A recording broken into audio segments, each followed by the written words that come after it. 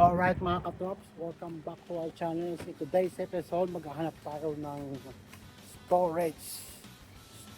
Stay away storage mga katrops. Meron kasi na ako nakita sa online dito sa Canadian Tire na storage. Malupit ito mga katrops. Tingnan natin. At yun, ito yun, Canadian Tire. Maghahanap tayo ng malapit at mabangis na storage mga katrops, para hindi makalat yung ating deck. Nalagay natin ito sa ilalim ng deck mga katrops. Yan.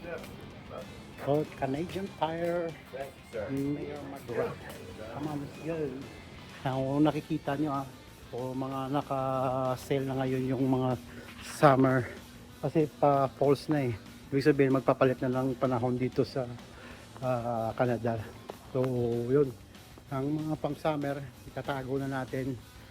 Yan. Kaya ako bibili ng ating storage kasi para mas ma-organize yung ating ilalim ng deck. Kasi nakakalat lang.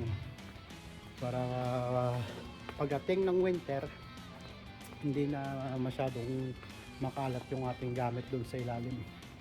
Ito yun mga katops. Dito lang yung banda. Duramax yung brand nito eh. Nasa 249 yata yung price. Yan. Papakita ko lang sa inyo kung saan yung pwedeng matagpuan to. Yun, mayroon silang mga maliliit na mga storage. Pero ito yung napili namin yung misis eh. Ito. Yan, Duramax. So isa na lang natira oh. Kasi maganda to eh. Parang ganyan yung mga to, pero medyo mataas. Saka yun. Bibili na natin to kasi nag-iisa na lang. Ito, mabenta daw to eh. Ito yung pinaka best seller nila sa pagdating sa storage. So yun, kukuha muna ako ng cart at babayaran natin to kasi pasarado na yung ang Canadian Tire. So yun, para bukas na natin to asimbulin para pogi. Kasi marami naman ito sa ano eh. Yan, hanggang dito na lang siguro. I'll see you tomorrow para sa assembly ng ating bagong storage mga katops. Brought to you by Duramax.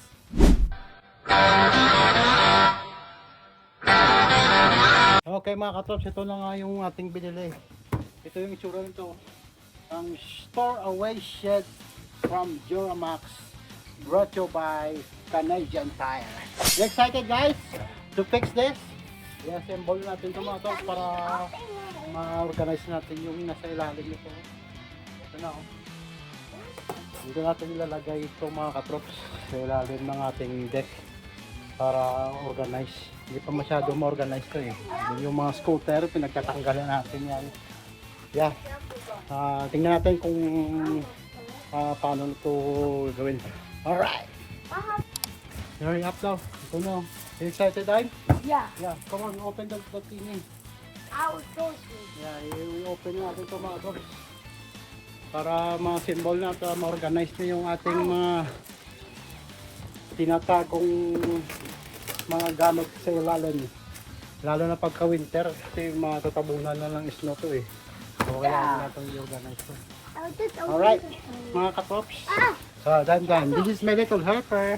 Dime and Kidlat over here. Okay. Open time. Open time. It's 0%. What? It's 0%. 0% for now, but later on it's gonna be how many? 100. 100%. 1,000%. Yeah. See? I open it. So come over here. Yeah, instruction. Go read it, Dime.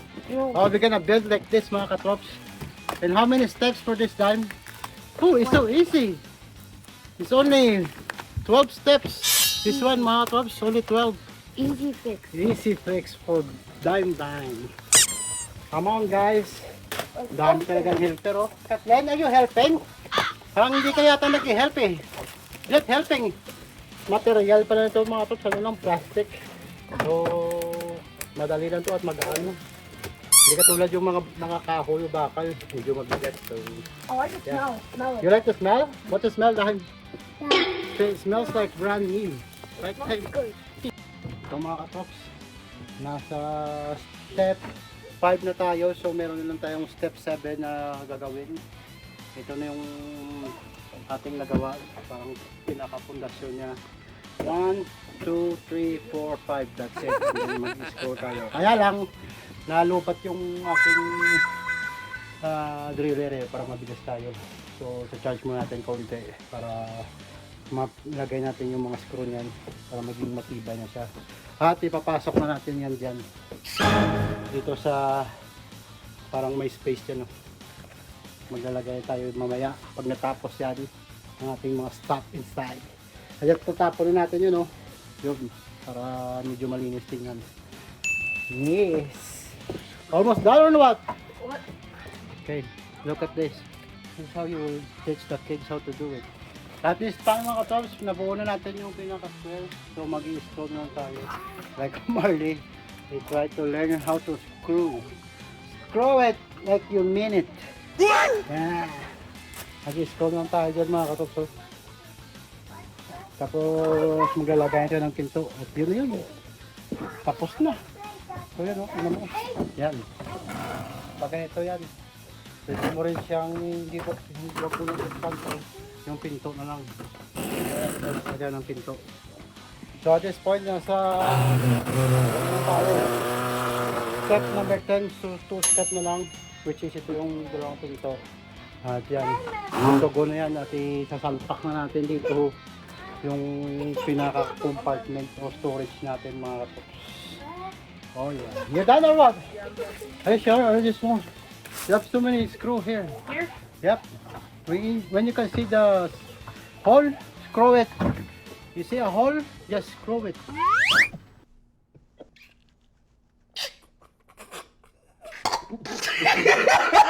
Alright mga tops, at this time, done na. Ito, finished product natin. Pwede mo siyang buksan.